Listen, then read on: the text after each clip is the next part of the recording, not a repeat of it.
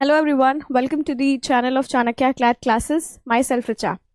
आज के इस वीडियो में हम जैसे प्रीवियसली आपसे प्रॉमिस किया था कि आपको सारे ही सब्जेक्ट्स जो लीगल के इम्पॉर्टेंट हैं, मतलब मेन पोर्शन है, कि आपको एक वन शॉट जो है वो प्रोवाइड करने का ट्राई करेंगे। उसी कॉन्टेक्स्ट में हम फैमिली लॉ के एक पोर्शन पे जो है आपका मुस्लिम लॉ बेसिकली, राइट, क्योंकि मुस्लिम लॉ थोड़ा तो डिफिकल्ट लगता है, वही कारण से कि आप लोग पढ़े नहीं हैं। लेकिन अगर किसी ने कॉन्ट्रैक्ट पढ़ा है तो उसके लिए मुस्लिम लॉ बहुत आसान है। देखिए, सबसे पहले तो एक चीज जाननी जरूरी है कि आपको अंडर मुस्लिम लॉ पढ़ना क्या है और क्लैट में आया कितना बार है। तो दो तीन चीज समझिए कि एज ऑफ नाउ जितना PYQs मैंने एनालाइज किया है, ज़्यादा एज सच पैसेज नहीं आते हैं। लेकिन क्योंकि क्लैट है आपका, then you have AILET, you have CT, MHCT, CUET। CUET में तो चलिए खैर लॉ का पोर्शन ही नहीं, लेकिन जिसमें लॉ का पोर्शन है उन एग्जाम्स के लिए फैमिली लॉ में मुस्लिम लॉ इंपॉर्टेंट है। और मुस्लिम लॉ में प्रिसाइजली अगर कोई चीज ज्यादा इंपॉर्टेंट है तो वो है आपका मैरिज एंड डिवोर्स। अब क्योंकि मुस्लिम लॉ पढ़ रहे हैं तो इसका नाम जानना जरूरी है, विच इज निकाह एंड तलाक, राइट। अच्छा, अब पहले भी बताया था, फिर से इस चीज को मेंशन कर रहे हैं कि लॉ का करंट से बड़ा लेना देना है। मतलब इसीलिए हम कई बार आप लोग देखे होंगे कि रहता है लीगल करंट अफेयर। इसी चीज को ध्यान में रखते हुए अगर आप देखिएगा तो इसका इंपॉर्टेंस थोड़ा सा वक्फ पे भी है कि वक्फ अमेंडमेंट बिल आया है, राइट। बहुत सारे परिवर्तन किए गए हैं, बहुत सारे चेंज किए गए हैं। उसको ध्यान में रखते हुए आपको वक्फ के बारे में भी इस क्लैट के लिए तो जानना जरूरी है। पहले इस पे समझते हैं और आज हम बेसिक पे जाएंगे कि सिंपली मैरिज क्या होता है।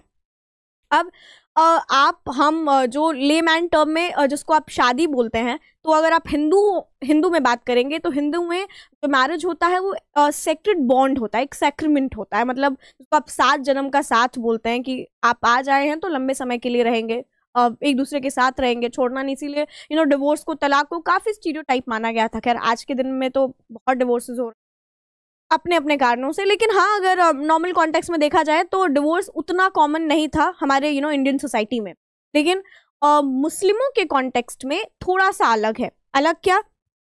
अब दो चीजें समझ लीजिए। सबसे पहला ये मुस्लिम लॉ का पॉइंट आता है कि हु इज मुस्लिम, मतलब prior to that who is Muslim, कौन मुस्लिम होगा। जैसे आप हिंदुओं को पूछते हैं कि हु इज हिंदू, अब आप हिंदू मैरिज एक्ट पढ़िएगा, सक्सेशन पढ़िएगा, अडॉप्शन पढ़िएगा, मेंटेनेंस एंड गार्डियनशिप पढ़िएगा, तो आपको ये चीज समझेगा कि आप सबसे पहले सवाल पूछेगा कि भाई लगेगा किस पे, तो उन पे लगेगा जो हिंदू है। तो भाई हिंदू होगा कौन?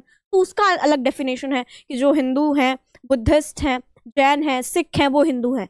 जो मुस्लिम नहीं है वो हिंदू है, जिनका कुछ नहीं है वो भी हिंदू है, जो कन्वर्ट होके आए हैं वो हिंदू है। अब हिंदू का तो बहुत बड़ा ब्रॉडर स्कोप आपने देख लिया। मुस्लिम के साथ क्या है? सबसे पहला तो the one who take birth, basically by birth is the Muslim. और दूसरा प्राइम अगर देखा जाए तो बाय कन्वर्जन, मतलब एक तो बाय बर्थ और दूसरा बाय कन्वर्जन। तीसरा एज सच आप कहीं नहीं देखेंगे कि कहीं आपको लिखा हुआ मिले। हाँ, अलग अलग किताब है, मुल्ला एक करके किताब, जिसमें आपको डिफरेंसेस जो है वो थोड़ा और बड़े मिल सकते हैं, लेकिन आपके लिए वो इंपॉर्टेंट नहीं है। क्लैट के पर्सपेक्टिव में इतना सफिशिएंट है कि भाई कोई भी इंसान जो मुस्लिम के धर्म में, मोहम्मडन में पैदा हुआ है और कन्वर्ट हुआ है, वो मुस्लिम। अब अगला इसमें सवाल क्या आता है कि चलो ठीक है, अब पैदा तो हो गया है, अब मैरिज क्या है या कैसे सोलोमनाइज होती है। तो देखिए, यहाँ पे हम जो बात करेंगे, हम दो मुस्लिमों की ही बात करेंगे, क्योंकि अगर एक मुस्लिम और एक हिंदू, यानी अगर दो अलग अलग रिलीजन के लोग एक दूसरे से विवाह करते हैं तो वो विवाह जो है वो इनके लिए वॉइडेबल मैरिजेस माना जाता है। 3 तरीके की शादियां होती हैं, देखिए, वैलिड, वॉइड और वॉइडेबल। वैलिड को मुस्लिम लॉ में शाही मैरिज बोला जाता है,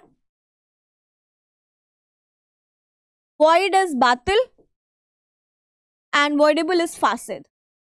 इसको आप इर्रेगुलर मैरिजेस भी बोल सकते हैं,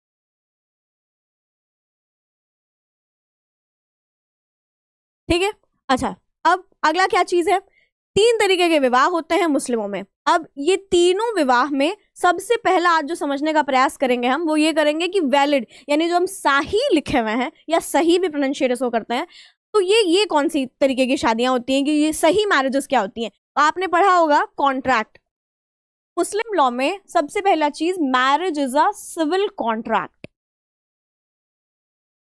मतलब क्या इसमें ऑफर है, एक्सेप्टेंस, कंसिडरेशन? तो मैम ये तो फिर कैसे कॉन्ट्रैक्ट हुआ, मतलब ये शादी कैसे हुई? यही शादी है मुस्लिमों।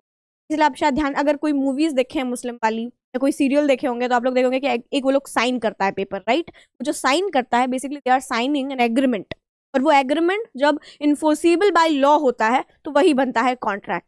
अब इन्फोर्सिबिलिटी कॉन्ट्रैक्ट की फिक्स करने के तो खैर बहुत सारे अलग अलग पैरामीटर्स हैं, कि मेजर होना चाहिए, देन साउंड माइंड का होना चाहिए। यहाँ पे कुछ अलग चीजें हैं, आइए समझते हैं। तो सबसे पहले आते हैं कि मैरिज क्या होती है। इतना बेसिक के बाद तो आपको याद है आप कैसे पढ़े थे? ऑफर। कोई कॉन्ट्रैक्ट का सबसे प्राइम या फर्स्ट स्टेप होता है ऑफर। अब कोई ऑफर दिया है तो अब मिलता है एक्सेप्टेंस। तो बहुत लेमैन में भी समझा देंगे आपको, पहले यहाँ पे बना देते हैं। और जब एक्सेप्टेंस हुआ तो बना प्रॉमिस, प्रॉमिस के साथ मिलता है कंसीडरेशन। कंसीडरेशन जो होता है वो ये सब कुछ बना करके बनता है एग्रीमेंट। और जब एग्रीमेंट इन्फोर्सिबल बाय लॉ होता है तो वही वो बन जाता है कॉन्ट्रैक्ट। अब ये तो आप बोलेंगे कि आप कॉन्ट्रैक्ट समझा रही हैं, नहीं, ये हम मुस्लिमों का शादी समझा रहे हैं। कैसे समझते हैं? यहाँ पे होता है ऑफर और एक्सेप्टेंस। जैसे कोई लड़का या कोई लड़की अगर किसी को प्रपोज करती है तो आप क्या बोलते हैं कि आप मेरे साथ यहाँ चलना चाहते हैं, किसी कैफे जाना चाहते हैं, तो बेसिकली आप एक ऑफर देते हैं उनको, करेक्ट? ठीक वैसे ही मुस्लिमों में भी विवाह का एक ऑफर दिया जाता है। आपको अगर याद हो, थोड़ा सा सीन अगर आप याद कर पा रहे हो तो वही मूवीज या सीरियल्स में कि mister X, do you want to marry mister Y? तो ये क्या है? एक क्वेश्चन है, एक ऑफर है जो दिया जा रहा है कि क्या मिस्टर एक्स मिस्टर वाई से विवाह करना चाहते हैं? अब मिस्टर वाई जो है, यानी जो फीमेल होती हैं, जो ब्राइड होती हैं, वो इसमें देती हैं एक्सेप्टेंस, राइट? अब एक्सेप्टेंस जो है वो दो तरीके के हो सकते हैं। एक होता है एक्सप्रेस्ड और एक होता है इम्प्लाइड, करेक्ट? नाउ ऑफर और एक्सेप्टेंस, ये दोनों चीज जो है वो सेम ट्रांजैक्शन यानी सेम मीटिंग में होना चाहिए। यानी ऐसा नहीं होना चाहिए, ये बड़ा इंपॉर्टेंट पॉइंट है, स्टार मार्क करके रखिए इसको समझने के लिए, कि ऐसा नहीं है कि हम आज पूछे कि आप हमसे शादी करना चाहते हैं, आप 2 महीना बाद बता रहे हैं कि हाँ हम करेंगे आपसे शादी। नहीं, आज हमको शादी, हम आपसे आज पूछ रहे हैं तो हमको आज ही जवाब दे दीजिए कि आपको करना है विवाह कि नहीं करना है, ठीक है? अब एक्सेप्टेंस क्या होता है? तो देखिए एक्सेप्टेंस दो तरीके से, तो एक्सप्रेस और इम्प्लाइड का मतलब क्या होता है, इसको एक एग्जाम्पल से समझिए। कि सिंपली अगर मैंने किसी को पूछा है कि आप मेरे साथ कैफे आना चाहते हैं, तो एक बात होती है कि किसी ने बोल दिया हाँ मैडम हम आपके साथ कैफे आना चाहते हैं, ये उसने एक्सप्रेसली यानी अपने मन के भाव को जता दिया, बता दिया कि हाँ हम आना चाहते हैं। अब इम्प्लाइड क्या होगा? इम्प्लाइड कि हम उसको बोल रखे हैं कि कैफे आना है, हमको वो हाँ ना तो कुछ बोली नहीं, लेकिन जब हम देख रहे हैं जाकर के तो कैफे में ऑलरेडी बैठी हुई है। कहने का मतलब क्या है? जब आप अपने कंडक्ट या जेस्चर से ये चीज बता देते हैं, ये चीज ऐसी हरकत कर देते हैं, अगर हम बहुत ही लेमैन में बोले तो हरकत अपने आप इस चीज को सिंबलाइज करती है कि आपने मेरे ऑफर को एक्सेप्ट कर लिया। ऑफर को मुस्लिम लॉ में इजाब बोलते हैं और एक्सेप्टेंस को कबूल है। अगेन कंप्लीटली ये जस्ट फॉर योर नॉलेज है, इसको आपको ध्यान रखने की जरूरत नहीं है, ऐसा कुछ कहीं नहीं पूछा। अच्छा, अब जब एक्सेप्टेंस हो गया, ऑफर आ गया, ब्राइड ने एक्सेप्ट कर लिया कि हाँ भाई हम शादी करना चाहते हैं। अब ये दोनों क्या बनाते हैं? दोनों मिलकर के, ठीक वैसे जैसे कॉन्ट्रैक्ट में होता है, ये दोनों प्रॉमिस करते हैं। क्या प्रॉमिस करते हैं? कि हम एक मैरिटल ऑब्लिगेशन में अब एंटर करना जा रहे हैं। हम दोनों जो है with full mind, with full consent, with free consent, we wanted to enter into a marital obligation, we wanted to enter in a relationship, basically जो विवाह का होगा, जो शादी का होगा। अब बड़ा इंपॉर्टेंट फैक्टर यहाँ आता है कंसीडरेशन। कंसीडरेशन अगर आप कॉन्ट्रैक्ट में पढ़ेंगे तो इसको आप मोर और लेस लोग जानते हैं कि consideration means money, it does means money, but सिर्फ पैसा नहीं। यहाँ पे क्या है? Anything which is valuable is consideration, anything which is lawful and valuable is consideration, that's it. मतलब I can be a consideration for someone, yes, this board can be a consideration, this pen can be a consideration, anything जिसकी कोई कीमत है वो consideration हो सकता है, पर बशर्ते अब वो कंसिडरेशन लॉफुल है या नहीं लॉफुल है, वो पॉइंट एक अलग होता है। लेकिन ऐसा नहीं है कि आप कंसिडर, क्योंकि कंसिडरेशन अनलॉफुल भी हो सकते हैं। इसका example precisely we are living in Bihar, Bihar में दारू बैन है, राइट। अब हमको ये कॉन्ट्रैक्ट कर रहे हैं, कॉन्ट्रैक्ट में हम ये बोल रहे हैं कि भाई आप हमको दारू ला करके दीजिए, कि मेरे पास दारू अवेलेबल है। सामने वाला उसको एक्सेप्ट कर रहा है कि ठीक है आपको हम दारू देते हैं। अब उस दारू के बदले हम उसको कट्टा दे रहे हैं, बंदूक दे रहे हैं बेसिक, तो बंदूक लाइसेंस वाली नहीं, या जो बंदूक चोरी की है। ये यहाँ पे क्या है, यहाँ पे जो कॉन्ट्रैक्ट का ऑब्जेक्ट है वो भी अनलॉफुल है, और जो कंसिडरेशन आ रही है वो भी अनलॉफुल। अब अगेन द क्वेश्चन की मैम दारू का ये करना अनलॉफुल कैसे है? अनलॉफुल यहाँ पे इसलिए क्योंकि प्रिसाइजली बिहार में जो लिकर है वो बैन है, इस वजह से बिहार के कॉन्टेक्स्ट में ये वाला कॉन्ट्रैक्ट का जो ऑब्जेक्ट है वो अनलॉफुल, राइट।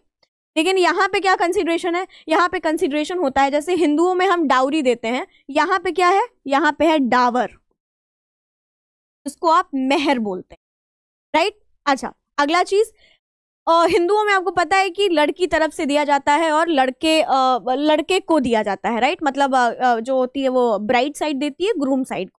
यहाँ पे उल्टा है, यहाँ पे ग्रूम साइड देता है ब्राइड साइड। तब एक तरीके से देता है कि भाई ये है, हम आपको दे रहे हैं कि आप हमारे जीवन में। अब यहाँ पे डावर यानी मेहर भी जो है वो दो तरीके की होती है, मतलब प्रॉम्प्ट और डेफर्ड बेसिकली मेहर होती है, स्पेसिफाइड और अनस्पेसिफाइड अगर बेसिक क्लासिफिकेशन है।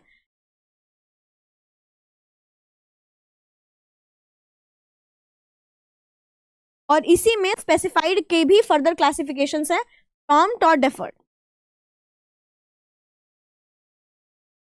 ठीक है, आप इतना अंदर तक अगर इसको आप चाहें तो आप छोड़ सकते हैं, कोई जरूरी नहीं है, बस वर्ड्स आपको वही जस्ट फॉर योर नॉलेज नहीं बता, राइट। अब ये कंसिडरेशन जब दे दिया जाता है तो उसके बाद ये बनता है एग्रीमेंट, राइट। अब एग्रीमेंट बन गया, मतलब अब आपने लाइन सुनी होगी कि सारे एग्रीमेंट्स जो हैं, सारे कॉन्ट्रैक्ट्स जो हैं वो एग्रीमेंट तो होते हैं, बट सारे एग्रीमेंट्स कॉन्ट्रैक्ट नहीं होते हैं। क्यों? क्योंकि यहाँ पे आने वाला जो गाड़ी है, जो गाड़ी यहाँ तक आई है वो उसको इस रास्ते से होकर गुजरना है बेटा, करेक्ट। ये एक मोड़ लेना ही पड़ेगा, लेकिन जो गाड़ी यहाँ पे आई है वो ये श्योर शॉट है कि वो ये वाला मोड़ लेके आई है। कहने का मतलब क्या है कि अगर कॉन्ट्रैक्ट कोई चीज बनी है तो फॉर श्योर है कि वो एग्रीमेंट और इन्फोर्सेबिलिटी फिक्स होकर के ही आया है। लेकिन अगर कोई चीज सिर्फ एग्रीमेंट है अभी, तो हम इस चीज का कोई एश्योरेंस नहीं दे सकते हैं कि वो एग्रीमेंट जो है वो इन्फोर्सेबल बाय लॉ होगा ही, करेक्ट। वही मैरिज वाले फंडा में आता है। क्या मतलब है इसका? देखिए, कोई भी एग्रीमेंट का इन्फोर्सेबिलिटी कैसे चेक की जाती है, तो बोलता है कि इन्फोर्सेबिलिटी चेक करने के लिए कम से कम 2 विटनेस, अगर आपको पता होता है यहाँ पे 2 विटनेस, मतलब आपके विवाह वाले उस संबंध में 2 विटनेस चाहिए, कि 2 विटनेस इस चीज का हामी भरे कि हाँ हम जो है थे यहाँ पे और हमारे प्रेजेंस में शादी हुई। सिंस क्यों? क्योंकि मैरिज एक कॉन्ट्रैक्ट है, ये याद रखना है, रूट से नहीं हिलना है। देन अब यहाँ पे 1-2 और पॉइंट जो इंपॉर्टेंट है इतना पढ़ने के बाद, क्या और सबसे पहला हम भूल क्या रहे हैं भाई, प्यूबर्टी। इसको आप सब्स्टिट्यूट के तौर पे 15 ईयर्स भी समझ, जो आप हिंदू में यानी हम हिंदुओं में कैसा होता है कि 18 और 21 एज दिया गया है मैरिज का। मतलब अगर एज ऑफ मेजोरिटी जो है कि अगर लड़की 18 पार कर लेती है, अब तो लड़कियों की एज बढ़ाने की बात की जा रही है, तो अगर लड़की 18 पार कर लेती है और लड़का 21 साल की उम्र पार कर लेता है तो दोनों लॉफुल माना जाता है कि दोनों शादी कर सकते हैं। यहाँ पे वो चीज क्या है कि यहाँ पे एसेंशियल सबसे पहला बात आता है कि लड़की प्यूबर्टी अटेन अगर कर लिया तो मानेंगे कि लड़की मेजर हो गई है। अब एज सच प्यूबर्टी की एज कहीं डिफाइन नहीं की गई, कहीं भी नहीं डिफाइन की गई है। एक तो ये कोडिफाइड ही नहीं है, तो बहुत बड़ा अपने आप में मुद्दा यही है, लेकिन डिफाइन भी नहीं की गई है। पर अलग अलग अगर आप जूरिस्प्रूडेंस या अलग अलग जूरिस्ट से बात करेंगे, अलग अलग जूरिस्ट किताबों को रेफर करेंगे, तो एक कॉमन एज 15 साल है। मतलब उनका मतलब है कि अगर जो लड़की है वो 15 वर्ष की उम्र को पार कर लेती है तो मानेंगे कि लड़की क्या हो चुकी है, शादी के लिए रेडी हो चुकी। पहला तो इसेंशियल ये हो गया। दूसरा इसेंशियल, जैसे मैंने यहाँ पे लिखा कि सब कुछ है वो सेम में होना है। तीसरा इसेंशियल क्या कि ये जो दोनों ही चीज है, एक, क्योंकि आपको याद रखना है कि कभी भी हम ये पूरी शादी की जब बात कर रहे हैं तो ये जब पूरा प्रोसेस 1 गो में कंप्लीट होगा तो वैसी मैरिज जो वो वैलिड मैरिज माने अंडर मुस्लिम, राइट। अच्छा, फिर वॉइड और वॉइडेबल कब होगी? तो इन्हीं में जब चीजें मिस होती जाएंगी, डावर नहीं दिया गया है, फिटनेस नहीं है, प्यूबर्टी अटेन नहीं की है, अनसाउंड माइंड की है, या ऐसी 1-2 चीजें और अलग अलग डिफरेंशिएट होता जाएगा, तो वही रिस्पेक्टिवली वैलिड वॉइड और वॉइडेबल मैरिजेस हो जाएंगे। अच्छा, ये वॉइड और वॉइडेबल मैरिजेस का बाइफर्केशन एक और तरीके से है, क्योंकि आपको पता है कि हमारे इंडिया में 2 तरीके के मुस्लिम, शिया और सुन्नी, मेजोरिटी जो है वो सुन्नी मुस्लिमों की ज्यादा है। तो इन पे बाइफर्केशन है। कुछ कुछ में अगर आप फोर्स या फ्रॉड या कॉर्जन या अगर आप डरा धमका के भी शादी करवाते हैं तो कभी कुछ कुछ सिनेरियो में वो वैलिड मानी जाएगी, कुछ कुछ सिनेरियो में वैलिड नहीं मानी जाएगी। तो ये जो है वो अलग से यहाँ पे कैटेगराइजेशन होता है, जो हम अपने नेक्स्ट वीडियो में कंटिन्यू करेंगे। आज के लिए बस इतना ही, will continue in the next video. Thank you for watching.